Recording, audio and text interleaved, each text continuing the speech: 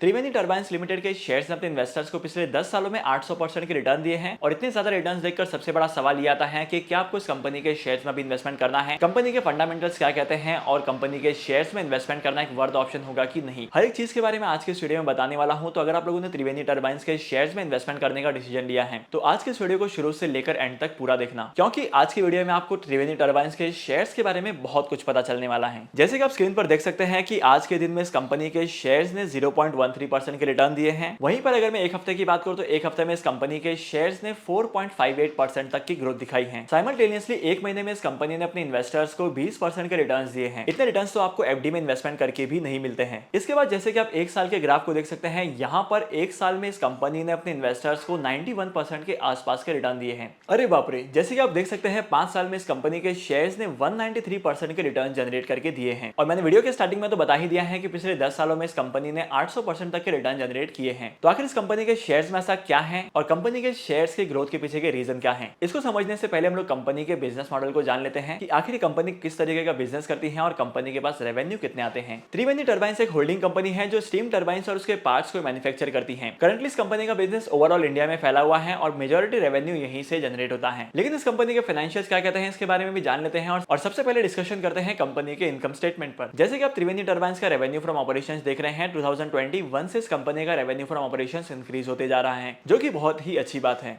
और अगर आप इस कंपनी के प्रॉफिट बिफोर टैक्स को देखेंगे तो पिछले 2 सालों में इस कंपनी के प्रॉफिट बिफोर टैक्स ने काफी अच्छा जंप दिखाया है। 2021 में इस कंपनी का प्रॉफिट बिफोर टैक्स था 132 का, वहीं पर 2022 में इस कंपनी का प्रॉफिट बिफोर टैक्स हुआ है 364 का। अगर आप इस कंपनी का नेट इनकम देखेंगे तो यहाँ पर आपको कंपनी के नेट इनकम में भी सेम ट्रेंड दिखाई देगा। और त्रिवेणी टर्बाइन्स अपने इन्वेस्टर्स को हर साल डिविडेंड पे करते आ रही है। और अगर आप त्रिवेणी टर्बाइन्स के शेयर्स में इन्वेस्टमेंट करेंगे तो यहाँ पर त्रिवेणी टर्बाइन्स के इनकम स्टेटमेंट में 3 चीजें हैं जो आपको पता होनी चाहिए। तो सबसे पहली बात तो यह है कि इस कंपनी के जो रेवेन्यू की ग्रोथ है वो इंडस्ट्रीज के मुकाबले काफी ज्यादा है। करंटली इस कंपनी के रेवेन्यू की ग्रोथ 5% के आसपास नोट की गई है, वहीं पर इंडस्ट्री के रेवेन्यू की ग्रोथ नोट की गई है -2% के आसपास की। सेकंड इंपॉर्टेंट चीज, पिछले 5 सालों में इस कंपनी का मार्केट शेयर इंक्रीज हुआ है। 5 साल पहले इस कंपनी का मार्केट शेयर था 1.34% का, अब इस कंपनी का मार्केट शेयर हो चुका है 1.90% का। लेकिन तीसरी बात जो है वो थोड़ी सी नेगेटिव है, कंपनी का नेट इनकम कम होते जा रहा है पिछले 5 सालों में। त्रिवेणी टर्बाइन्स का नेट इनकम का रेशियो निकल कर आया है 16% का, और वहीं पर अगर इंडस्ट्री के एवरेज की बात की जाए तो इंडस्ट्री का जो एवरेज है वो 38% तक का निकल कर आता है। इसके बाद अब हम चलते हैं सीधे बैलेंस शीट की तरफ। जैसे कि आप कंपनी की बैलेंस शीट को देख रहे हैं, यहाँ पर कंपनी का जो नेट करंट असेट्स है वो इंक्रीज होते जा रहा है और इसी के साथ साथ कंपनी का जो नॉन करंट असेट्स है वो भी इंक्रीज होते जा रहा है। अगर किसी भी कंपनी के असेट इंक्रीज होते हैं तो इस कंपनी के लिए बहुत ही अच्छी बात होती है। लेकिन एक बार हम लोग नजर डाल देते हैं कंपनी की लायबिलिटीज पर भी। जैसे कि आप यहाँ पर देख सकते हैं कि कंपनी की लायबिलिटीज भी इंक्रीज होते जा रही है। यहाँ पर ये हो सकता है कि कंपनी ने फंड्स रेज किए हो या कंपनी के एक्सपेंसेस भी ज्यादा हो सकते हैं, क्योंकि जब भी कंपनी के एक्सपेंसेस ज्यादा होते हैं और जब भी कोई कंपनी क्रेडिटर्स को सेटल नहीं करती है तो ये सारे क्रेडिटर्स लायबिलिटी का पार्ट बन जाते हैं और यहाँ पर हमें एज अ नेगेटिविटी दिखाई देते हैं। और अगर इस कंपनी के नंबर ऑफ इक्विटी शेयर्स की बात की जाए तो इस कंपनी के जो नंबर ऑफ इक्विटी शेयर्स हैं वो वहीं पर हैं, कॉमन है और इसमें ज्यादा फ्लक्चुएशन नहीं हुआ है। इनकम स्टेटमेंट की तरह यहाँ पर भी 2 चीजें हैं जो आपको नोट करनी है। सबसे पहली बात तो यह है कि इस कंपनी का जो डेट टू इक्विटी रेशियो है वो इंडस्ट्रीज के मुकाबले बहुत ही कम है। करंटली इस कंपनी का डेट टू इक्विटी रेशियो 0.22% का है, वहीं पर इंडस्ट्री के डेट टू इक्विटी रेशियो की बात की जाए तो वो 29% तक का निकल कर आता है, जो कि काफी ज्यादा है इस कंपनी के कंपैरिजन में। और सेकंड इंपॉर्टेंट चीज है कंपनी का करंट रेशियो। अगर मैं त्रिवेणी टर्बाइन्स के करंट रेशियो की बात करूं तो कंपनी का जो करंट रेशियो है वो बहुत ही अच्छा है। पिछले 5 सालों में त्रिवेणी टर्बाइन्स का जो करंट रेशियो है वो 193% का निकल कर आया है। और वहीं पर अगर मैं इंडस्ट्री के एवरेज की बात करूं तो इंडस्ट्री का जो एवरेज है वो 126% के आसपास का ही है। अब हम चलते हैं कंपनी के कैश फ्लो स्टेटमेंट की तरफ। जैसे कि आप इस कंपनी के कैश फ्लो स्टेटमेंट में देख सकते हैं कि कंपनी का जो नेट चेंज इन कैश है वो नेगेटिव में है। चेंज इन वर्किंग कैपिटल की बात की जाए तो यहाँ पर change in working capital positive में है और बहुत ही अच्छे फिगर में है। त्रिवेणी टर्बाइन्स हर साल अपने कैपिटल एक्सपेंडिचर के वैल्यूज को इंक्रीज कर रही है और यहाँ पर बहुत सारा पैसा खर्च कर रही है। और last but not the list, अगर कंपनी के फ्री कैश फ्लो की बात की जाए तो यहाँ पर कंपनी के पास 176 करोड़ के आसपास का नेट चेंज इन कैश है, वो भी फ्री कैश में पड़ा है।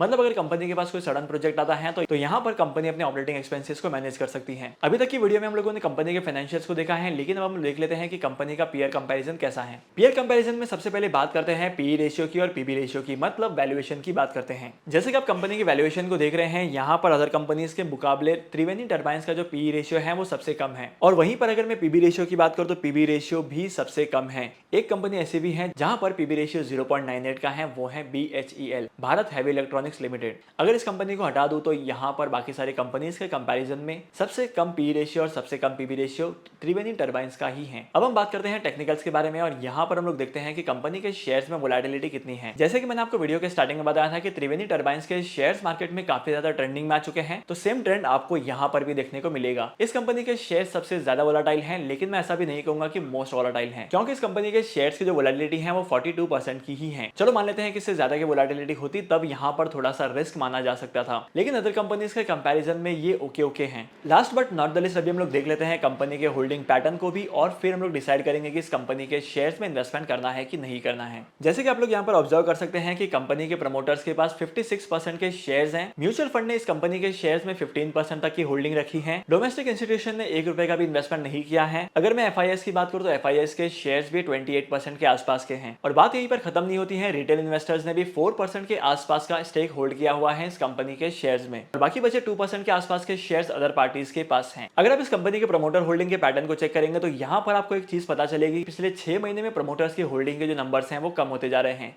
पिछले 6 महीने से प्रमोटर के होल्डिंग के नंबर 11% के आसपास गिर चुके हैं, और ऐसा लगता है कि आने वाले टाइम पीरियड में प्रमोटर्स अपने शेयर्स को बेचते रहेंगे और यहाँ पर प्रमोटर की होल्डिंग को कम करेंगे। लेकिन इस कंपनी के होल्डिंग पैटर्न की एक सबसे खास बात यह है कि कंपनी के कोई भी शेयर्स प्लेज नहीं किए हुए हैं, जो कि एक पॉजिटिव साइन दिखाता है। तो ओवरऑल इस कंपनी के फंडामेंटल एनालिसिस को देखकर आपको क्या लगता है कि कंपनी के शेयर्स में इन्वेस्टमेंट करना है? क्या लगता है आपको? आपका ओपिनियन मेरे साथ जरूर शेयर करना कमेंट सेक्शन में। तो क्या करना चाहिए, इन्वेस्टमेंट करना है कि नहीं करना है, इसके बारे में भी जान लेते हैं। अगर कंपनी के परफॉर्मेंस की बात की जाए तो पिछले 5 सालों में, पिछले 10 सालों में इस कंपनी ने बहुत ही अच्छा परफॉर्म किया है। कंपनी के शेयर्स की जो ग्रोथ है वो काफी अच्छे से हुई है। लेकिन यहाँ पर अगर मैं कंपनी के वैल्यूएशन की बात करूं तो कंपनी का वैल्यूएशन मुझे करंट लेवल पर थोड़ा सा ज्यादा लगता है, और अगर यहाँ पर आप इन्वेस्टमेंट करते हैं तो हो सकता है कि आने वाले टाइम पीरियड में इस कंपनी के शेयर्स की प्राइस में थोड़ा बहुत करेक्शन आए और इस कंपनी के शेयर्स की प्राइस और नीचे गिर जाए। क्योंकि अगर आप इस कंपनी के शेयर्स की प्राइस का ट्रेंड देखेंगे तो यहाँ पर इस कंपनी के शेयर्स की प्राइस बढ़ रही है और बढ़ते बढ़ते पीक लेवल तक पहुंच चुकी है। और जब भी किसी भी कंपनी के शेयर्स की प्राइस एक पीक लेवल पर पहुंचती है तब उस कंपनी के शेयर्स में डेफिनेटली करेक्शन आता है और शेयर्स की प्राइस कम होने लगती है। इसके अलावा अगर इन शेयर्स के रिटर्न्स को आप FD के साथ कंपेयर करेंगे, म्यूचुअल फंड होल्डिंग के साथ कंपेयर करेंगे, तो इन दोनों के कंपैरिजन में इस कंपनी के शेयर्स के रिटर्न काफी ज्यादा है। लेकिन अगर मैं सेफ्टी की बात करूं, अगर मैं आपके सेफ्टी ऑफ प्रिंसिपल की बात करूं, जो भी अमाउंट आप इन्वेस्टमेंट करते हैं उसके सेफ्टी की बात करूं, तब यहाँ पर आपको सिक्योरिटी या सेफ्टी नहीं मिलती है। क्योंकि अगर आने वाले टाइम पीरियड में इस कंपनी के शेयर्स की प्राइस गिर भी जाती है तब भी आपको यहाँ पर लॉसेस बियर करने पड़ सकते हैं। तो डेफिनेटली मेरा ओपिनियन यही कहता है कि आपको करंटली यहाँ पर इन्वेस्टमेंट नहीं करना है, आपको थोड़ा सा वेट करना है और इस कंपनी के शेयर्स को चेक करना है। मुझे ऐसा लगता है कि आने वाले 15-20 दिनों में इस कंपनी के शेयर्स की प्राइस में मोटा मोटा करेक्शन आएगा और कंपनी के शेयर्स की प्राइस गिरेगी। तो फिलहाल इन्वेस्टमेंट बिल्कुल भी मत करना। अगर आप स्टॉक मार्केट में इन्वेस्टमेंट करना चाहते हैं और आपके पास एक डीमैट अकाउंट नहीं है तो डीमैट अकाउंट ओपन करने के लिए टॉप 3 ब्रोकर्स का लिंक डिस्क्रिप्शन में मैंने दे दिया है, वहां पर जाकर आप डीमैट अकाउंट ओपन कर सकते हैं और स्टॉक मार्केट में इन्वेस्टमेंट करना स्टार्ट कर सकते हैं। और आज के इस इंपॉर्टेंट वीडियो को यहीं पर खत्म करते हैं। अगर आपको आज के इस वीडियो का कंटेंट वैल्यूएबल लगा है तो आज के इस वीडियो को लाइक करना, शेयर करना, और अगर आप लोगों ने अभी तक इस चैनल को सब्सक्राइब नहीं किया है तो इस वीडियो को लाइक करो और इस चैनल को सब्सक्राइब करो। मैं आपको मिलूंगा अगली वीडियो में नए टॉपिक के साथ, एक इंटरेस्टिंग टॉपिक के साथ। तब तक के लिए happy investing, signing off and good bye.